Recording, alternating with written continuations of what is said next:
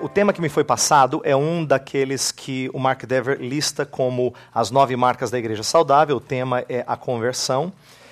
E eu quero fazê-lo de tal forma a dar um panorama do que é conversão, mas nós não vamos expor apenas um texto bíblico, tá? Assim como o Mark Dever no livro dele não trata de um texto somente, faz exposição dele, mas faz um ajuntamento de textos para tirar algumas conclusões, a gente vai fazer a mesma coisa. Então, em certos momentos, se eu julgar necessário a gente ler certas porções da Escritura, eu vou convidar você a abrir a Bíblia, eu também vou abrir, eu faço a leitura ou peço para onde vocês ler, tá bom? E a gente vai lendo assim e construindo o nosso pensamento, o nosso raciocínio acerca do que a Bíblia diz sobre conversão, ok?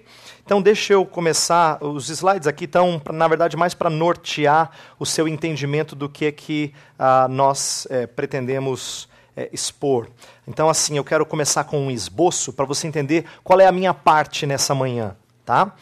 Nós temos 2 partes, né? Como o Tiago já explicou, uma parte 1, e ao final da parte 1 eu vou dar um tempo para perguntas, então eu quero estimular você a perguntar. Não precisa inventar a pergunta, mas se você tiver pergunta pertinente ao assunto, eu quero ouvi-lo, e se eu puder responder, eu vou responder. Então a gente vai tratar da parte 1, eu vou expor ela inteira, depois eu paro, abro para perguntas, depois a gente vai para a parte 2, abre para perguntas no final e estamos encerrados essa primeira parte antes de irmos para o intervalo, tá bom? Então, veja só o que eu coloquei aqui no esboço desse estudo.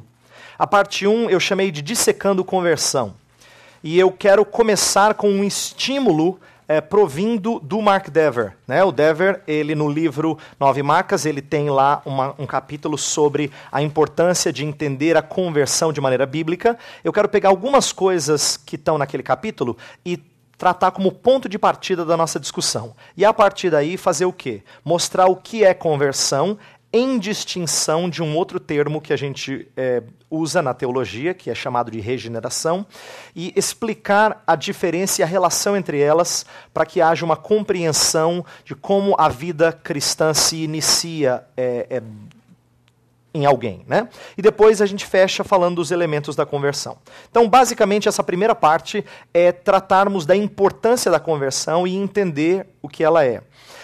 Na segunda parte, eu vou dissecar os elementos da conversão, que são arrependimento e fé. Então, eu quero entendê-los de 4 maneiras. E aqui eu coloquei 4 pontos que, na verdade, vão valer para ambas as coisas. Eu vou estudar primeiro um, e eu vou mostrar o seu aspecto holístico, sua gratuidade, sua instrumentalidade, sua habitualidade. Depois o outro, fazer a mesma coisa. Seu aspecto holístico, sua gratuidade, sua instrumentalidade, sua habitualidade. Por quê? Para nós compreendermos que uma coisa não está distanciada da outra, não está diferente da outra. Fé e arrependimento são coisas que andam juntas na vida do crente desde o início do seu surgimento. E a gente vai mostrar como eles têm características bem parecidas, embora funcionem para coisas diferentes, mas eles andam juntos e têm características parecidas. Então essa vai ser a nossa parte 2, tá bem? Então vamos começar a parte 1, que eu denominei Dissecando Conversão. Então, vamos dissecá-la assim. Vamos pegar um estímulo do pastor Mark Dever. Lembra? O pastor Mark Dever escreve o livro 9 Marcas porque ele está preocupado não em delimitar todas as marcas que fazem uma igreja ser saudável. Inclusive ele menciona que tem amigos que falaram com ele que você deveria ter incluído isso, faltou isso aqui. Ele diz, olha, não é que eu estou esgotando o assunto, na verdade eu quero trazer algumas marcas que eu julgo estão muito esquecidas, negligenciadas na vida da igreja cristã norte-americana em geral. Então, percebe-se que ele quer resgatar algumas coisas que têm sido esquecidas. Então, eu quero começar com um aspecto da conversão. Até porque, pensa bem, vamos ser bem perspectivos agora, introspectivos, no tempo de pensar, de ver como é que funciona na nossa igreja, na nossa própria vida. Se alguém perguntasse para você assim, o que você acha que a igreja brasileira precisa? Talvez você concordasse com o Dever, dizer, não, nós precisamos de um entendimento da teologia bíblica. Nós precisamos de uma teologia realmente bíblica. Nós precisamos de mais pregação expositiva. Nós precisamos da aplicação da disciplina na igreja. Nós precisamos de uma liderança que reflita princípios bíblicos. Eu acho que tudo isso é mais fácil de enxergar, mas eu não imagino, olhando para a igreja evangélica em geral, eu não imagino que seja comum a gente dizer assim, os crentes evangélicos precisam falar mais de conversão. Até porque, ao que me parece, essa é uma das coisas que mais se fala no meio evangélico brasileiro. Então, por que a gente tem que pensar nisso? E eu quero, então, chamar a atenção do porquê que um entendimento bíblico da conversão seria uma das 9 marcas de uma igreja saudável. E eu acho que a melhor resposta, e ele dá uma dica no decorrer do capítulo, é de que ele está dando um grito de alerta contra o amplo cristianismo nominal nos Estados Unidos da América. Quem conhece os Estados Unidos sabe que é um país que, por tradição, é amplamente protestante, é amplamente evangélico. Evangélico não é a melhor palavra, protestante é a melhor palavra, né? Porque várias das igrejas protestantes estão longe de serem evangélicas, de professarem a fé evangélica. São protestantes, têm nome de presbiteriana, de batista, de metodista, que tradicionalmente eram evangélicas, mas hoje não são mais. Então, por conta dos Estados Unidos da América terem tanta gente que faz parte de igreja, mas que não é convertida, acho que o Mark Dever está preocupado em dizer assim, para uma igreja ser saudável, as pessoas precisam realmente se converter e precisam ter um entendimento correto do que seja conversão. Por quê? Até as igrejas evangélicas também estão repletas de pessoas que acham que são do Senhor, ou acham que são discípulos de Cristo, mas não compreendem verdadeiramente essa questão da conversão. Então, eu creio que eu faço a seguinte pergunta: isso não é aplicável à nossa realidade evangélica brasileira? E eu acho que é. Deixa eu explicar antes o porquê talvez não seria. Quando a gente pensa em evangélico no Brasil, pelo menos alguns anos atrás, talvez você se lembre disso se você é evangélico há bastante tempo. Havia um tempo no Brasil em que ser evangélico era sinônimo de expressar uma fé muito robusta, muito séria, né? Falava-se dos evangélicos como sendo gente do livro, gente que estuda, gente que conhece a Bíblia, né? Tinham até assim, os crentes eram caçoados no Brasil, lá vai o Bíblia. Lá vai o que conhece a Bíblia, o que estuda a Bíblia. Por quê? Porque ser evangélico, durante um tempo na história do Brasil, era ser muito sério em relação à vida com Deus e, normalmente, repleto de pessoas genuinamente convertidas. Pelo menos essa é a impressão que a gente tem. Mas à medida que o crescimento do movimento evangélico chegou a índices impressionantes, o que aconteceu? Começou a surgir vários grupos que ninguém pensava neles antes, né? Então eu enumerei aqui alguns grupos. Os ignorantes do evangelho. Hoje à tarde, o Greg Gilbert, que é um dos palestrantes, vai falar sobre a importância de compreender o evangelho. Eu costumo dizer, onde eu falo em lugares diferentes no Brasil, que nós, evangélicos, deveríamos conhecer o evangelho muito bem. Mas a verdade é que muitos evangélicos parecem desconhecer o evangelho. Então você tem gente evangélica que não conhece o evangelho, né? É vergonhoso isso. É como você ser um brasileiro e não saber o que se passa no Brasil. É como você torcer para um time, mas não saber nenhum jogador do seu time. É inconsistente, né? Não significa compromisso verdadeiro, amor por alguma coisa. Falta identidade. Mas há muitos evangélicos que não conhecem o evangelho. Mas também os desigrejados. Tem crescido no Brasil gente frustrada com a instituição e acham que devem ser cristãos ou discípulos de Cristo sem ligação qualquer com alguma instituição. Isso parece ser bastante comum hoje em dia, tem crescido em certos círculos. Então os desigrejados, eles são pessoas que estão longe dessa ideia de fazer parte de um corpo que é visível, né? E um outro problema, eu coloquei entre aspas aí, desviados, por quê? Você já percebeu como esse grupo cresceu no Brasil? Né? Você conversa com gente e fala assim, você é evangélico? Não, sou desviado. Né? Algum dia eu já fui. Mas é impressionante, as pessoas aprenderam isso, se tornou parte da cultura brasileira. A ponto de alguém dizer assim, eu sou católico, eu sou evangélico, eu sou desviado. É quase como se fosse a terceira categoria no Ibope brasileiro, né? Católico em primeiro lugar, depois evangélico, depois desviado, depois vem as outras religiões. Tamanho é o número de pessoas que já passaram pela igreja evangélica e não se veem mais parte dela. Por quê? Em parte, porque não há um entendimento bíblico de conversão. E isso tem feito com que nossas igrejas se encham de gente. E eu estou colocando aqui nossas porque eu acho que nós temos que assumir o erro do grupo evangélico. Aqui é uma lição que até foge um pouquinho disso, mas acho que é muito importante. É muito fácil quando a gente se distancia de certas igrejas ditas evangélicas e diz assim, eles. Graças a Deus, eu não, Senhor. Mas tem um aspecto virtuoso em você e eu nos identificarmos com todas as igrejas ditas evangélicas e dizer, Senhor, nós temos errado. Por que eu digo isso? O profeta Daniel faz uma oração de confissão no capítulo 9 do livro que ele escreve, e ele não é alguém que por tanto tempo não ouviu profetas. Mas ele fala, Senhor, nós temos pecado, nós não temos ouvido os profetas.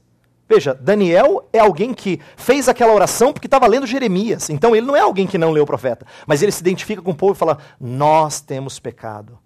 Nós temos transgredido a tua lei, Senhor. A nós pertence o corar de vergonha. Veja, Daniel poderia muito bem dizer assim, Senhor, esse povinho não dá, né? Mas ele não ora assim. Ele ora contrito porque ele faz parte desse contingente. Por que eu digo isso? Nós temos que nos entristecer pelo estado das igrejas evangélicas brasileiras. Não são aquelas igrejas, são as igrejas das quais nós fazemos parte. Então, existe essa tristeza, falta entendimento bíblico de conversão? Eu acho que sim, e esse estímulo do Dever é para a gente pensar. E, na verdade, eu quero agora destacar uma outra coisa. Ele cita... no meio do capítulo dele, no livro, ele cita uma antiga confissão de fé batista para resgatar um entendimento rico de conversão. Eu quero pegar essa confissão de fé batista e destacar alguns pontos para mostrar que esses pontos mostram, ressaltam elementos que não podemos deixar de entender, de destacar com respeito à confissão. Olha só, com respeito à conversão, me perdoe. Olha só, a confissão de fé, ele cita por nome, lá no capítulo, é a confissão de fé de New Hampshire. Foi escrita em 1833. Então, está falando de algo escrito há muito tempo, antes da igreja onde ele trabalha ter sido iniciada. E ele cita o seguinte parágrafo. Cremos que o arrependimento e a fé são deveres sagrados e também graças inseparáveis, operadas em nossas almas pelo Espírito regenerador de Deus. Pelo que, sendo profundamente convencidos de nossa culpa, perigo e incapacidade, e do caminho da salvação por Cristo, nós retornamos para Deus com contrição, confissão e súplica, por misericórdia não fingidas. Ao mesmo tempo, recebendo genuinamente o Senhor Jesus Cristo como nosso profeta, sacerdote e rei, e confiando nele somente, como único e todo suficiente Salvador. Veja só, eu quero destacar algumas coisas, não importa a gente entender tudo que está aqui e dissecar tudo que está aqui, mas tem alguns elementos aqui que são bastante interessantes de destacar. Primeiro, quero que você olhe espírito regenerador. Nós vamos falar hoje sobre o pré-requisito da conversão.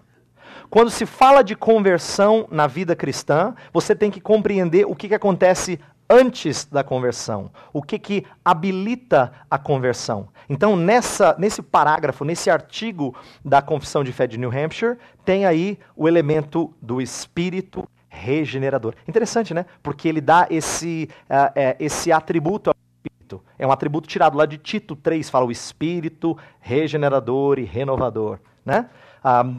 Esse atributo é importante, nós vamos falar sobre ele, tá? Então eu quero destacar aqui pontos nesse artigo que nós vamos destacar no decorrer do nosso estudo nessa manhã. Segunda coisa, depois do pré-requisito da conversão, entender qual é a essência da conversão. E não tem muito segredo. Conversão é retornar. Retornamos para Deus. Essa maneira de colocar a coisa é muito correta. Nós retornamos para Deus com contrição. Isso é conversão. E a gente vai falar de alguns elementos desse retornar para Deus que marcam não só o início da vida cristã, mas o dia a dia da vida cristã. Tá? Então, depois do pré-requisito da conversão, depois da essência da conversão, a gente vê os elementos da conversão. Olha só. Cremos que o arrependimento e a fé são deveres sagrados. Os elementos da conversão são arrependimento e fé, e a gente vai estudá-los com mais cuidado na segunda parte hoje. Mas tem bastante coisa nesse artigo e é isso que eu queria mostrar para você. E por último, a gente vai perceber algo muito interessante. E confiando nele somente como único, todo suficiente Salvador. A palavra confiando está destacada até pelo próprio Dever no livro dele. Por quê? A gente vai perceber que o confiar é a principal característica da fé. Não é a única. Nós vamos olhar como há vários séculos os estudiosos, os teólogos entendem fé e falam de elementos da fé, mas o confiar é o elemento que certamente recebe maior destaque desde o período da Reforma. E eu vou tentar mostrar aqui como é que a Reforma ela diferenciou-se da Igreja Romana do século XVI, mostrando a importância desse confiar. Tá? E isso marcou o início das igrejas evangélicas. Então, 4 elementos muito importantes num parágrafo só.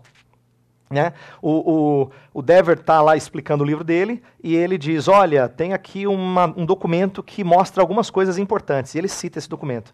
E esse documento tem esses elementos que eu gostaria de usar para a gente estudar o resto do nosso tempo juntos aqui. Tá? Vamos falar do pré-requisito da conversão, vamos falar da conversão, dos elementos da conversão e a principal característica da fé. Ok? Vamos então prosseguir. Vamos lá. Conversão não é o início. Por que eu estou dizendo isso? Porque nós nos esquecemos disso até quando a gente conversa. A gente fala assim, no início da minha vida cristã, quer dizer, a partir da minha conversão, porque nós normalmente tomamos a conversão como ponto de partida. Né? Isso não é necessariamente errado, mas ele mostra que às vezes a gente se esquece do que acontece anteriormente à conversão. Ok? Eu coloquei aqui, a obra do Espírito aplicando-nos à salvação conquistada por Jesus não começa na conversão. Entenda o seguinte, a conversão é, para usar a ilustração que Jesus usou na parábola do semeador, a conversão é quando você vê a plantinha nascer. Tanto é que existem conversões que não são genuínas. Aquelas que acontecem em terreno rochoso ou cujos espinhos sufocam. Mas quando você vê a plantinha, você fala, nasceu. Mas para que você visse a plantinha, o que teve que acontecer debaixo da terra? Isso você não vê. Esse debaixo da terra é algo que eu gostaria de trabalhar como ponto de partida. Para se falar de conversão é preciso compreender a importância do solo, vamos dizer assim, do estado do solo. Agora, eu não vou falar aqui de coisas que a gente enxerga. Eu quero que você entenda o que está por detrás para que certas plantas permaneçam e deem frutos, a 100, 60 e a 30 por 1, e certas plantas morram antes de dar qualquer fruto. Porque o fundamental é a maneira como o solo está preparado. Lembra, a gente fala a parábola do semeador, mas o destaque, tem gente que prefere chamar a parábola dos solos. Porque o semeador semeia igual, não tem nada de diferente no semeador. A semente é a mesma. Inclusive a gente não pode nem dizer assim, não, foi pregação ruim, é por isso que o fulano não se converteu. Não, a semente é a mesma. Algumas caem no meio do caminho, outras num lugar, nasce mais solo rochoso, não tem raiz, seca. Outra nasce, parece que vai dar certo, vem os espinhos, sufocam. E a outra, a quarta e a última, é a única que frutifica. Mas isso mostra pra gente que existe uma diferença entre o que a gente vê e o que acontece antes do que a gente vê, tá? Então não é o início. Regeneração é a implantação da vida e necessariamente a antecede. Aqui agora vai uma explicação importante. Quando a gente estuda soteriologia, soteriologia é o nome que a gente dá para a aplicação do Espírito Santo às nossas vidas, tá? Quando a gente estuda teologia sistemática, existem partes da teologia sistemática e uma delas é chamada de soteriologia, que é a aplicação do Espírito Santo à sua vida. Então entenda o seguinte: soteriologia, principalmente nesse aspecto de aplicação do Espírito, que a gente chama de soteriologia subjetiva, porque tem a ver com a sua vida, a sua experiência, não é o que aconteceu na eternidade, Deus te marcando para a salvação, que a Bíblia chama de eleição. Não é o que aconteceu há 2000 anos atrás, Cristo Jesus pagando o preço do seu pecado, do meu pecado, tá? Não é isso. Soteriologia aplicada à vida do crente, então chamada de subjetiva, é aquilo que acontece na história do ser humano. Então, salvação na Bíblia tem pelo menos 3 estágios e obra do Pai, do Filho e do Espírito. O Pai é aquele que é responsável por iniciar essa salvação e esse plano ao marcar-nos para a salvação. É isso que eleição significa. O Filho é aquele que nos garante a salvação, morrendo na cruz do Calvário, vivendo uma vida íntegra, ressurgindo dentre os mortos e assim por diante. E o Espírito Santo é quem aplica a redenção. Tá? E ao aplicar a redenção, o primeiro elemento da aplicação é a regeneração. A gente diz que ele é o ponto de partida para as demais coisas. Implantar vida é o ponto de partida para que outras coisas aconteçam. Por exemplo, a Bíblia não fala que nós praticamos santidade sem termos vida. Né? João coloca bem claramente que aquele que é nascido de Deus não vive na prática do pecado. Aquele que é nascido de Deus ama o Senhor Deus. Aquele que é nascido de Deus vence o mundo. Você percebe que nascido de Deus precede todas as coisas? Você precisa ser nascido de Deus. Você precisa ter vida para depois você se santificar, vencer o mundo, né? Em geral. Tá? Então, regeneração antecede conversão. E eu coloco aqui, se não temporalmente, ao menos de forma causal. Eu quero defender, e depois eu posso abrir até para perguntas, se você tiver alguma dúvida, eu quero defender a ideia de que regeneração pode, e eu creio que acontece antes, pode acontecer, e às vezes acontece, antes de alguém, temporalmente antes, quer dizer, um espaço de tempo, antes de alguém realmente perceber que agora ele é de Cristo. De que houve um momento em que Deus implantou vida e aquilo fez ele buscar sedentamente por um caminho, até que ele falou, achei. É isso aqui. E de que esse achei é quando ele percebeu que ele se tornou cristão, mas de que havia vida nele antes que o impeliu e o moveu a chegar a esse ponto. Agora, nem sempre as coisas acontecem com uma distância temporal. Mas ainda assim, há uma relação causal entre regeneração e conversão. Não é possível se voltar para Deus se Deus não coloca vida em você. Então pode acontecer até no mesmo instante, na mesma noite, no mesmo culto, na mesma hora da sua conversão. Mas em termos de relação causal, regeneração sempre precede a conversão, tá? Então, para nós entendermos essa ligação de conversão com aquilo que acontece antes. Eu coloquei aqui, regeneração é o que faz mortos em delitos e pecados reviverem. Ela habilita o homem a responder à pregação. Olha só, por que regeneração tem que acontecer antes? Se não durante um espaço de tempo, pelo menos, ainda que no mesmo instante, mas tem que habilitar. Porque a Bíblia nos coloca como mortos em delitos e pecados, mas a Bíblia nos coloca como cegos para as verdades espirituais. A Bíblia nos coloca como surdos que não ouvem a voz. As suas ovelhas ouvem a sua voz.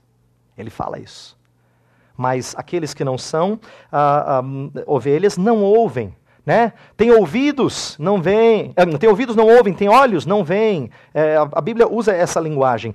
E pior ainda, aquele que não é de Deus é considerado inimigo de Deus.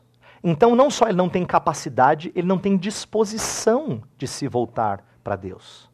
Para que ele se volte para Deus, que nós falamos que conversão é retornar para Deus, para que ele se volte para Deus, então ele precisa ser ressuscitado. Ele precisa ter vida, espiritualmente falando. Ele precisa ter vida. E precisa ter vida que o permite atender à pregação da palavra. Então, regeneração é aquilo que prepara para que a semente caia, nasça a planta e gere frutos. Tá? Então, voltando à analogia da parábola do semeador, é necessária, ela habilita o homem a responder à pregação. Aqui, por último no slide, eu coloquei: sem regeneração é impossível crer em Cristo. Com regeneração é impossível não crer em Cristo. Isso aqui é uma lição importante que a gente precisa aprender. Na teologia calvinista, na soteriologia calvinista, existe um ponto que a gente normalmente chama de o quarto ponto do calvinismo, chamado graça irresistível. E esse é um termo, às vezes, mal entendido por algumas pessoas, porque o termo pode dar a impressão de que Deus vai fazer, vai brigar com você, vai fazer uma disputa de braço de ferro, e como Deus é mais forte, você não tem como vencer Deus, então Deus derruba você e a graça chega e entra, invade, e você não tem jeito, você não...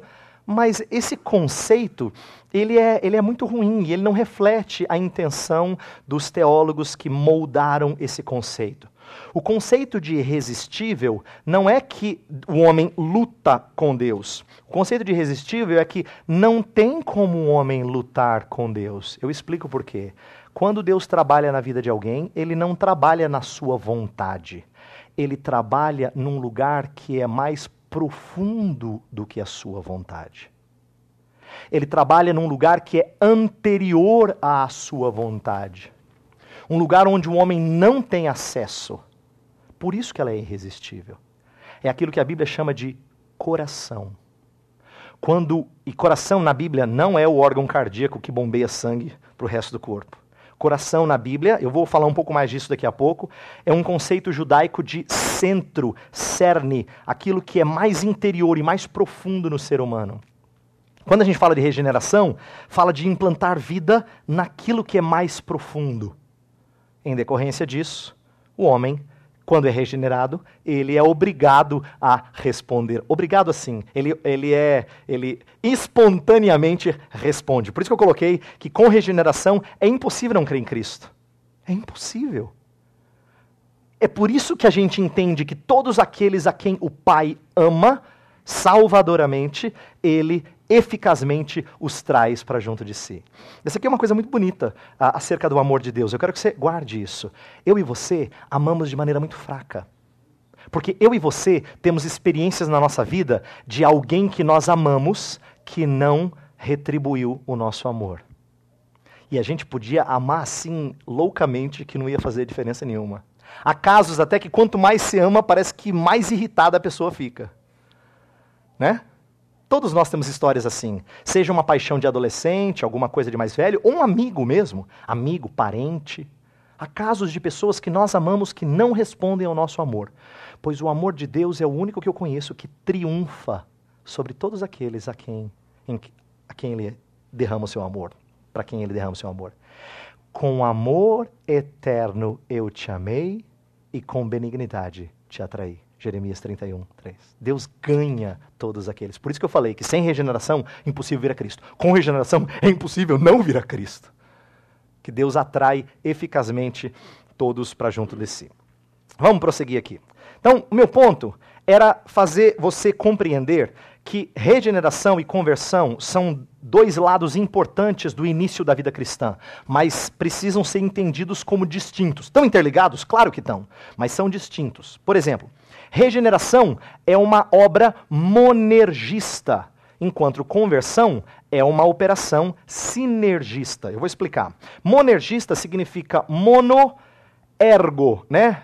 É uma energia só, é uma ação só. Mono, uma, e de fazer, de uma ação. Então, monergista significa que só um age. Quando você e eu nascemos, a gente não escolheu nascer. Fizeram a gente nascer. alguém que não nós trabalhou para que nós nascêssemos. Então, na regeneração, nós também não temos vez, não damos palavra, não opinamos sobre, eu gostaria de nascer assim, né, eu gostaria de nascer assado. Não. Portanto, regeneração é compreendida como uma obra só de Deus. Já a conversão é compreendida como uma obra de Deus e do homem. Eu vou falar um pouquinho mais disso daqui a pouco, de Deus e do homem. A Bíblia coloca esses dois elementos, ela apresenta isso. Ela fala como Deus trabalha em nós de tal forma que a gente responde a Ele.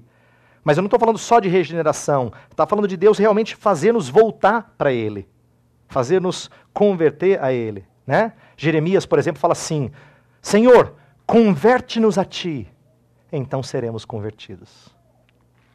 Jeremias escreve isso tanto no seu livro, Profeta Jeremias, quanto em Lamentações. O que ele está querendo dizer? Senhor, a gente apanhou muito. Lembra, Jeremias está escrevendo no tempo em que Israel, o Judá, está no ápice do seu abandono da fé, da sua distância de Deus. E ele viu que assim, Deus mandou profeta, Deus mandou castigo e nada. Até que Deus tirou o que havia de mais precioso deles. Então, o pedido de Jeremias é uma súplica de quem está no fundo do poço. Senhor, transforma-nos.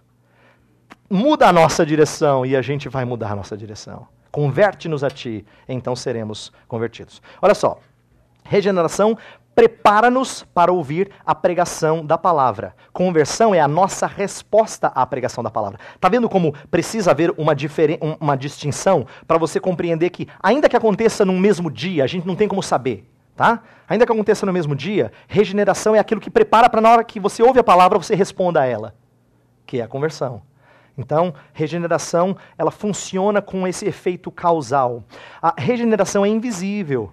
Conversão é visível. Regeneração é implantação da vida. Conversão é manifestação da vida. O que eu quero dizer? Você e eu, hoje, podemos saber, não só da gestação de uma mulher, mas num determinado momento da sua gestação, você pode ver aquela vida. Mas, até algum tempo atrás, isso não era possível.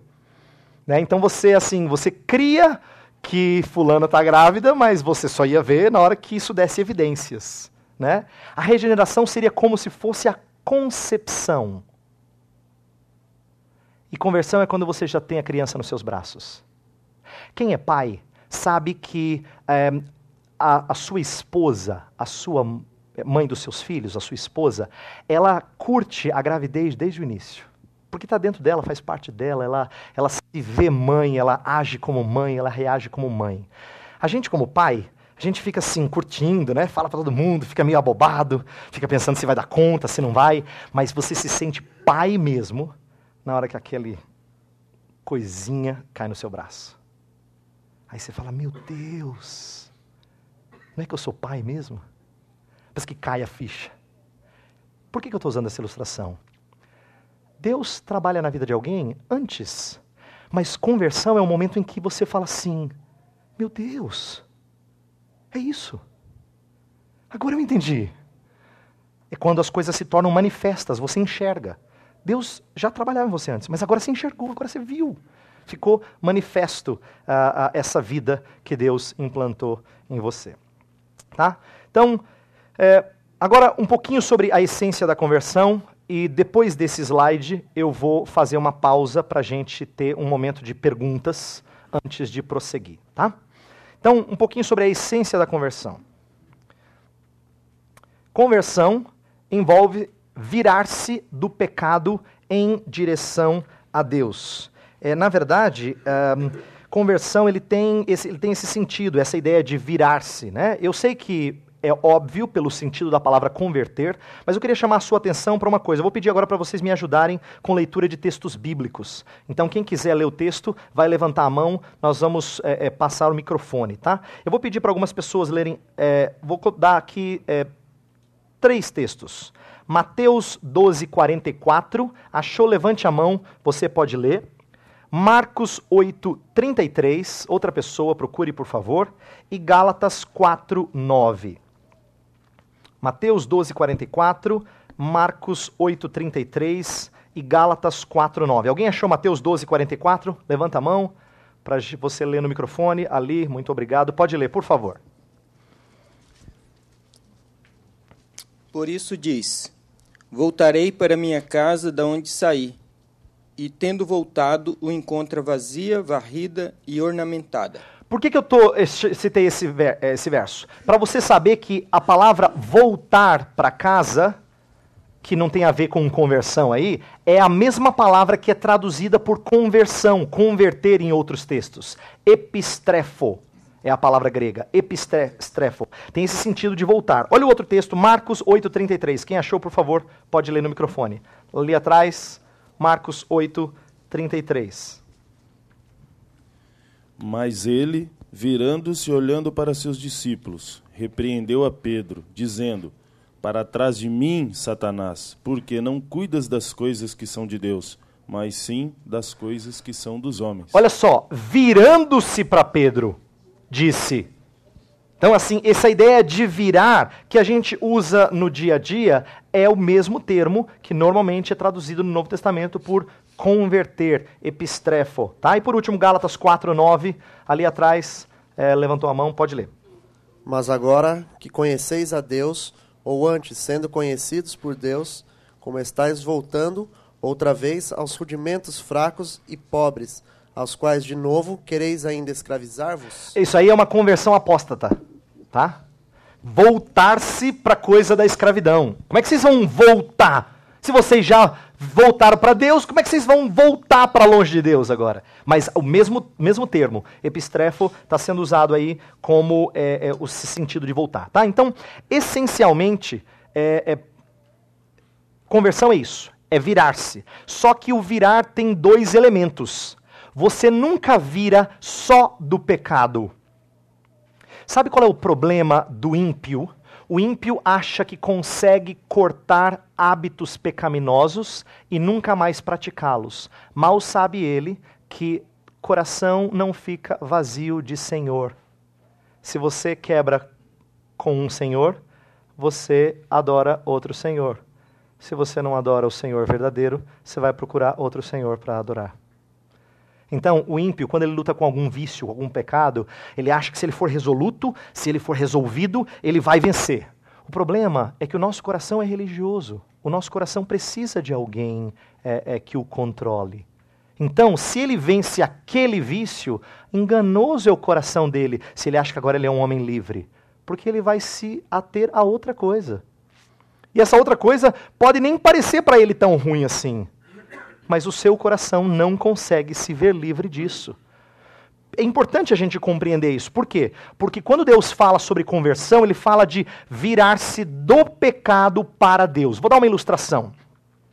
O rei Josias, quando o rei Josias promoveu mudança na vida do povo de Judá, ele não só quebrou com os postes ídolos e a idolatria que havia e arrancou do templo. Se fosse só isso que ele fizesse, pouco efeito ia ter, porque logo iria voltar. Mas ele faz o quê? Ele arranca o que é mal e ele coloca de volta o que é bom. Isso é uma lição preciosa para a gente.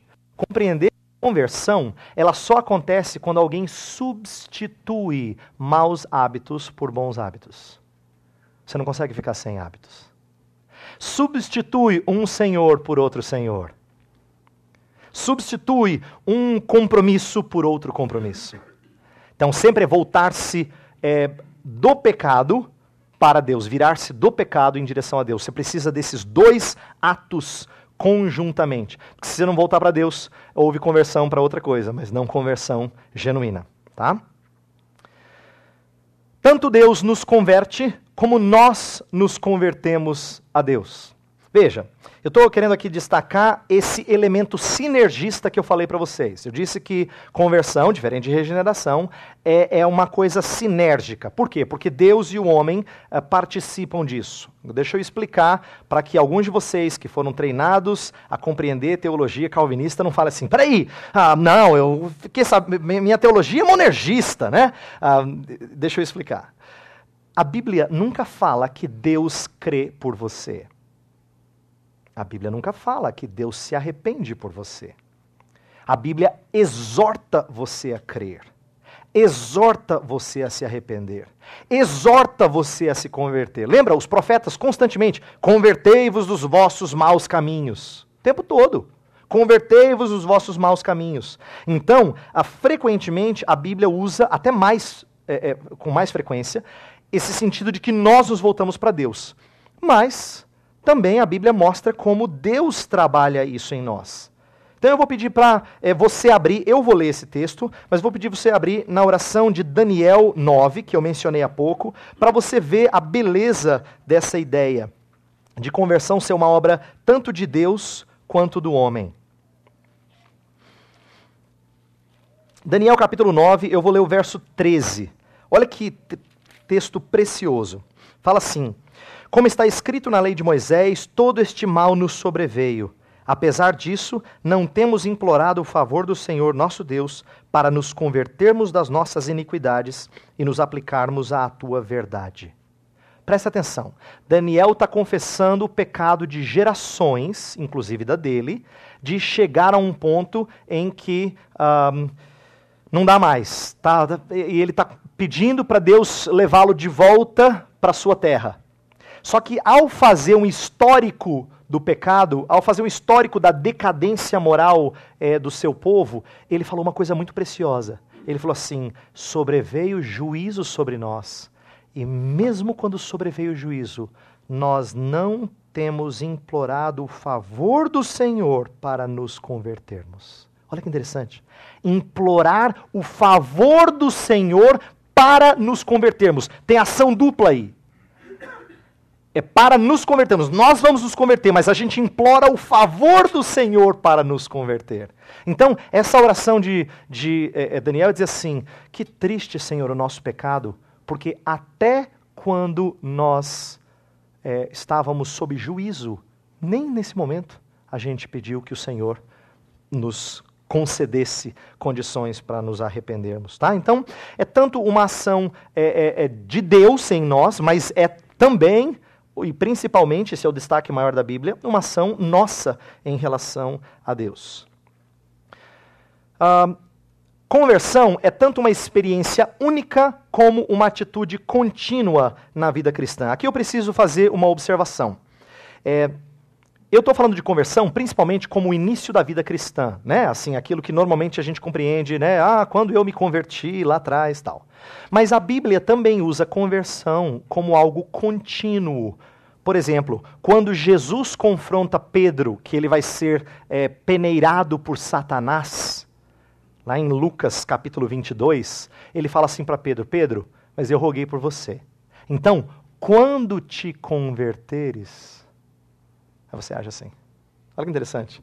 Jesus não está falando para Pedro: Pedro, você não é crente, mas quando você levantar a mão e for à frente, ele não está falando disso.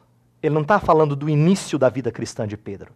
Ele está falando que, num determinado momento da vida de Pedro, ele vai se converter. Então, conversão, outro momento em que isso é usado frequentemente, as cartas de Jesus às igrejas na Ásia, Apocalipse 2 e 3.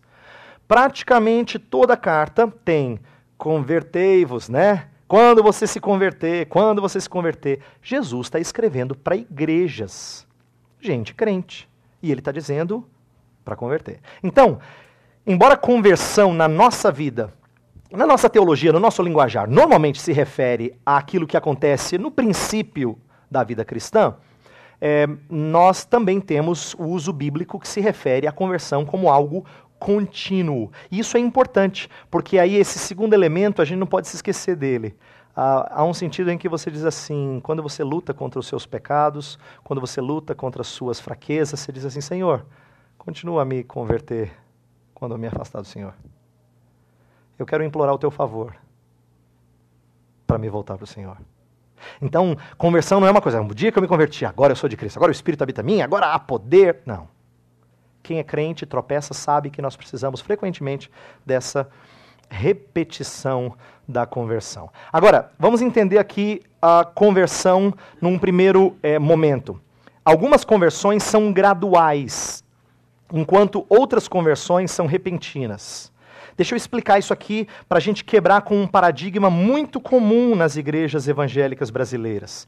Às vezes há uma ênfase tão grande no dia da sua conversão que nós ofuscamos o fato de algumas pessoas serem cristãs desde que lembram de alguma coisa, desde que são gente, né? Não há nada de estranho se alguém se mostra verdadeiramente cristão e diz para você, olha, eu acho que eu sou crente desde que eu me conheço por gente. Não tem nada de estranho nisso. Tá? Conversão na vida de filhos de pais crentes frequentemente não acontece com experiências radicais. E a gente tem que tomar muito cuidado para não forçar isso na vida de pessoas que crescem na comunidade cristã. Porque essa é uma tendência da igreja brasileira. A igreja evangélica tem essa coisa assim, meu filho, você já se converteu? Meu filho já se entregou para Jesus? Meu filho, tem que fazer aquela oração. Senhor Jesus, entra no meu coração. Por que existe essa ênfase tão grande? Porque a gente destaca que tem que ter aquela experiência da conversão e se esquece de que filhos de pais crentes normalmente não têm experiência radical. Eu vi um autor dizer assim, que não importa como você faz a virada para Deus. Pode ser aquela virada brusca, ou pode ser que você pegue uma direita aqui, vá um quarteirão para lá, para lá, para lá, para lá, depois... Não importa que você volte-se para Deus. Não importa como. Uma vez eu compartilhei com um amigo que tinha tido uma daquelas experiências lindas que às vezes a gente tem inveja santa, sabe assim? E eu sou filho de pais crentes, então eu disse assim para ele, Jimmy, eu falei isso na minha adolescência, quase juventude, eu falei assim, eu queria ter tido uma experiência marcante como a sua. Aí ele olhou para mim e falou assim, Heber, não deseje isso. Eu gostaria de ter tido a tua experiência. De não ter sido marcado por uma vida de pecado, de luxúria, de podridão. E aquela palavra dele pesou, porque eu queria a experiência linda, o testemunho bonito. E eu me esqueci que o testemunho bonito significa muitas e muitas cicatrizes em anos passados. Ele queria ter tido uma conversão como eu tive, em que Deus me fez gradativamente entender que eu era do Senhor, sem nenhuma experiência maravilhosa. Então, por favor, não exija aquilo que a Bíblia não exige, tá? Daqueles que conhecem o Senhor desde cedo. E por último, eu vou agora abrir para perguntas depois disso. Os elementos desse retorno são arrependimento e fé. Então esses são os elementos da conversão que nós vamos tratar na segunda parte. Tá? Nós vamos falar de arrependimento primeiro, depois vamos falar de fé, e eu vou tentar descrever como eles são parecidos em certas características. Vou descrever cada um deles, mas vou tentar mostrar a sua interligação. Vamos abrir para perguntas e fazer nos moldes que já é conhecido aqui. Quem quer perguntar, pergunta no microfone, tá certo? É isso mesmo? Então já tem gente que levantou a mão. Vamos um por vez, eu vou tentar responder, tá? Então assim que eu terminar de responder outra pergunta, pode levantar a mão e nosso amigo ali vai conceder microfone para outros. Então pode fazer a primeira pergunta. Pastor Heber, falando daquela parte que você falou sobre graça irresistível, você citou a diferença de vontade para o coração, né? Ok. Então, para mim, sempre quando eu li, por exemplo, buscar-me-eis e me achareis quando me buscardes de todo o coração, eu sempre associei coração com vontade. Para mim era sinônimo, mas parece que tem uma diferença aí. Isso. Poderia explicar melhor assim? Claro. A sua pergunta é muito boa. Coração, às vezes, é sinônimo de vontade, mas coração, às vezes, é sinônimo de mente. E o coração, às vezes, é sinônimo de sentimentos. Eu vou explicar isso na segunda parte, mas eu já adianto porque a sua pergunta é muito propícia. Por exemplo, Jesus fala assim quando ele quer pegar de surpresa aqueles homens que estão pensando mal do milagre que ele acabou de fazer. Por que arrazoais em vosso coração? Olha só, arrazoais em vosso coração. Isso quebra com aquele paradigma que a gente tem. Você já viu como a gente prega? A gente fala assim, não basta crer em Jesus apenas aqui, viu? Precisa crer aqui. A gente dicotomiza mente e coração como se mente fosse uma coisa, coração fosse outra. Na verdade, a Bíblia usa coração não com esse entendimento de coração é uma parte, mente é outra. Coração é anterior, inclusive, à mente. É anterior, inclusive, à vontade. Buscar de todo o coração significa buscar com inteireza de vida. inteireza de vida. Tá? Então, com a vontade, sim. Eu vou mostrar na próxima parte que a vontade é o passo, é o selo final para você ver que alguém realmente se arrependeu, que alguém realmente creu. O ato da vontade é aquele que decide fazer alguma coisa. E esse é fundamental. Ele é o que concretiza tudo. Tá? É o passo final, é muito importante. Então, você não está errado em pensar, falar da necessidade, da vontade ir adiante, buscar o Senhor. Mas buscar de coração é mais do que isso. Buscar de coração significa buscar o Senhor, inclusive, com o seu intelecto. Buscar o Senhor com todas as suas emoções. Quem busca o Senhor não busca só com a sua vontade. Tá? Então, essa distinção eu acho que é sadia. Outra pergunta? Temos aqui na frente algumas. Então, alguém com microfone pode fazer, depois os outros vão recebendo o microfone. Por favor. Pode fazer. Irmão, eu achei bastante interessante essa explicação a respeito de conversão gradual e repentina, mas eu tenho dificuldade de explicar, por exemplo, conversão em uma pessoa que é mentalmente lenta ou debilitado. Eu gostaria de saber alguma coisa. Se tem como, né? Uma pessoa, por exemplo, com síndrome de Down, que são mais lentos mentalmente, é possível conversão?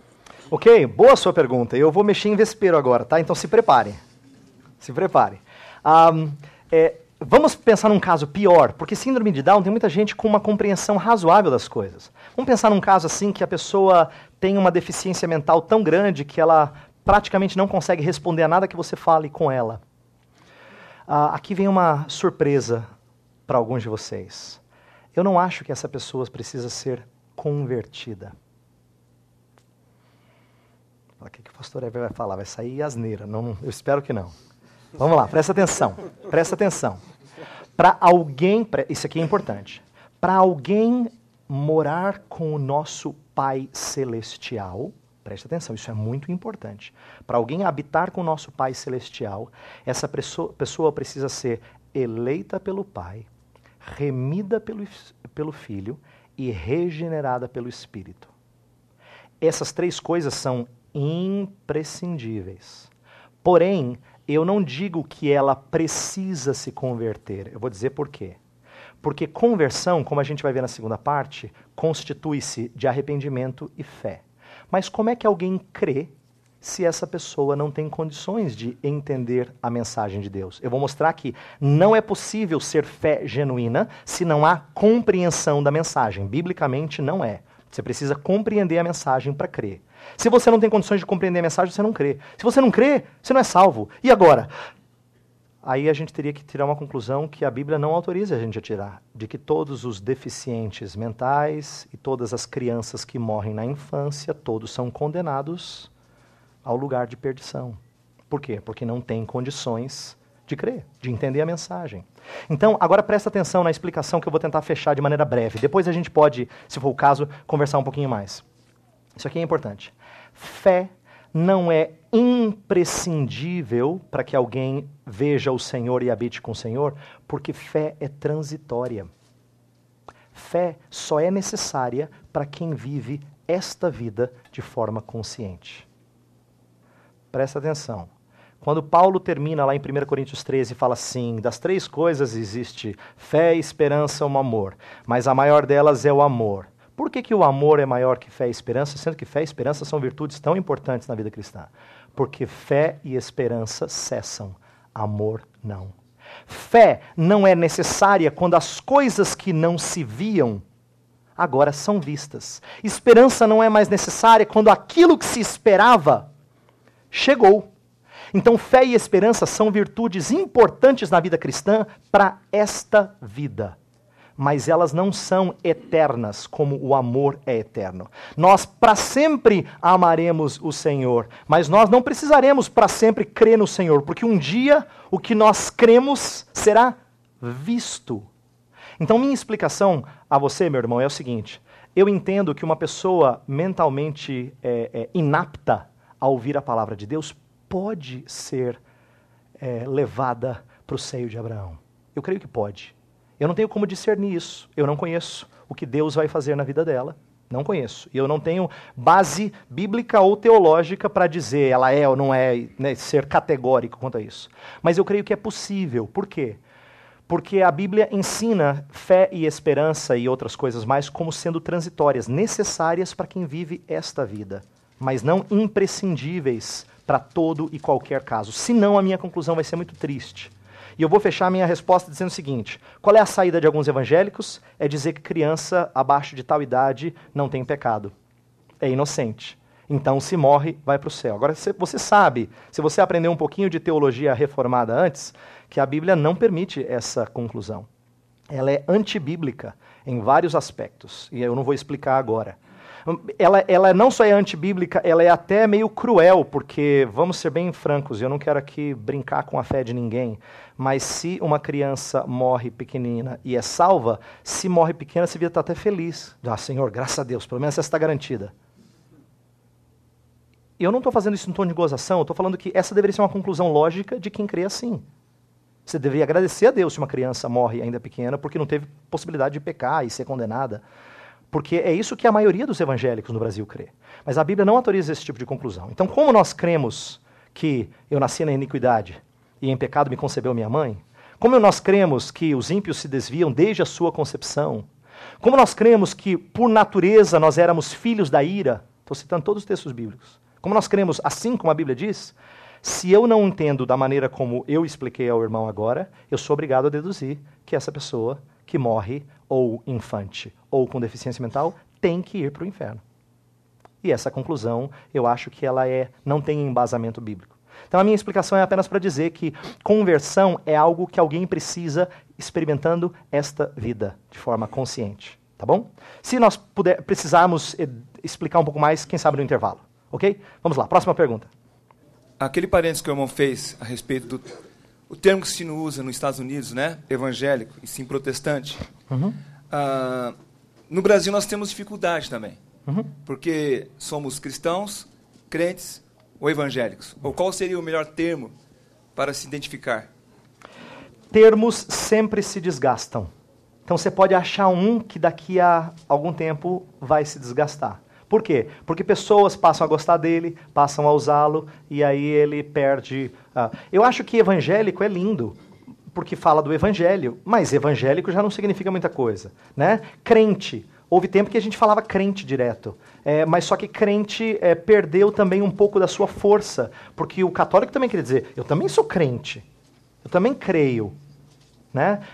E o termo crente também não fala em que você crê. O evangélico tem um teor um pouco mais bonito, porque ele fala, eu creio na mensagem do evangelho, eu sou salvo e remido pelo evangelho. Mas, de novo, você poderia dizer, não, eu sou cristão. Só que cristão também pode não comunicar bem no nosso país, que tem tantos grupos. Então, a minha preocupação maior é que você sempre explique o que você crê, em quem você crê, antes do que usar rótulos. Vou terminar dizendo o seguinte: até termos teológicos como reformado, calvinista, não significam as mesmas coisas. Arminiano, ou sei lá, não importa o termo que você queira usar, né? Não significam as mesmas coisas. Tem pessoas que creem de um jeito e tem pessoas de outro. E tem gente que fica bravo com quem usa o termo, mas crê diferente dele. Entendeu?